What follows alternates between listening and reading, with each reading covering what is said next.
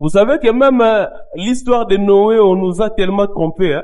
On nous a dit que Noé a fait 40 jours dans l'arche. Et le 40e jour, il est sorti. Je vous apprends ça que c'est faux. Noé n'a pas fait 40 jours dans l'arche et il sort le 40e jour. C'était la pluie qui avait duré 40 jours. Mais Noé lui-même a fait plus de 40 jours dans l'arche. Deuxième chose, nous allons lire ça. On nous a dit que les corbeaux, quand il était sorti de l'arche, comme il avait trouvé de la nourriture, il y avait des gens pourris là-bas, les corbeaux étaient restés pour manger. Vous savez ça comme ça, non? Or, les corbeaux de truie n'a pas fait ça. C'est aujourd'hui que je t'apprends ça. Les corbeaux n'a pas fait ça. Les corbeaux même étaient bien. Vous me regardez comme ça, c'est comme si je mens. Nous allons lire Genèse 8 et nous allons voir c'est vrai ou c'est pas vrai. Prenez verset 6. Je pense que tout le monde est là. Nous allons lire ensemble. On nous dit ceci. Au bout de 40 jours déjà, Noé ouvrit la fenêtre. N'ouvrit pas la porte. 7. Il lâcha les corbeaux. Maintenant, nous voulons voir si les corbeaux avaient mangé des histoires.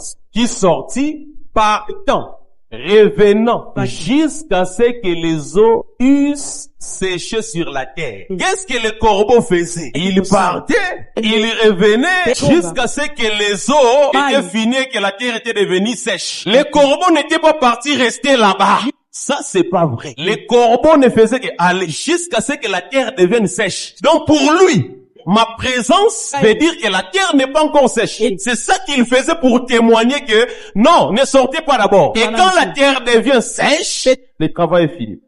On a pris les corbeaux comme un très mauvais oiseau. Et on attribue ça au noir, parce que la colombe, c'est les blancs. 8. Il lâcha aussi la colombe, pour voir si les eaux avaient diminué à la surface de la terre. Mais la colombe ne trouvait aucun lieu pour poser la plante de son pied. On t'a envoyé pour voir si l'eau a diminué. Mais toi, tu cherches d'abord l'endroit à poser ton pied. Et elle revint à lui dans l'arche, parce qu'elle n'a pas trouvé l'endroit à poser son pied, car il y avait des eaux à la surface de toute la terre. Noé avança la main, la prit, et la vit entrer auprès de lui dans l'arche. Il attendit encore 7 autres jours. Qui attendit? Noé. Il y avait déjà 40 jours, mais il attendit encore 7 autres, hein? Ça fait 47 jours. Tu comprends? 47 déjà. Et il lâcha de nouveau la colombe hors de l'arche. Donc, la colombe, pour la première fois, il est parti le 40e jour. Elle rentre parce qu'elle n'a pas trouvé d'endroit à mettre son pied. Et la colombe était restée dans l'arche pendant 7 jours, sans travailler. Mais pendant ce temps-là, les corbeaux ne faisaient qu'aller, revenir pour signaler qu'il y a encore de l'eau. Il y a beaucoup de travail. Les corbeaux, vous êtes là?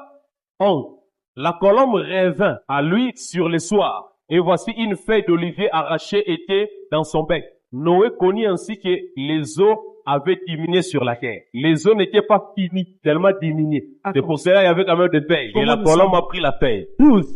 Il attendit encore 7 autres jours. Donc c'est 54 jours. Il lâcha la colombe, mais elle ne revient plus à lui. Quand on a lâché la colombe pour les derniers jours, tout la moussia zaza, parce qu'elle a trouvé l'endroit à poser son pied. Donc pour elle, elle cherchait l'endroit à poser son pied. Mais pour les corbeaux, pour que la terre soit sèche, on nous a mal prêché ces choses. Je ne sais pas qui a commencé ça. Parce que nous tous, nous avons cru ça, sans avoir lu. On a cru que le corbeau c'est un mauvais. Or, selon cette histoire, la colombe cherchait son intérêt.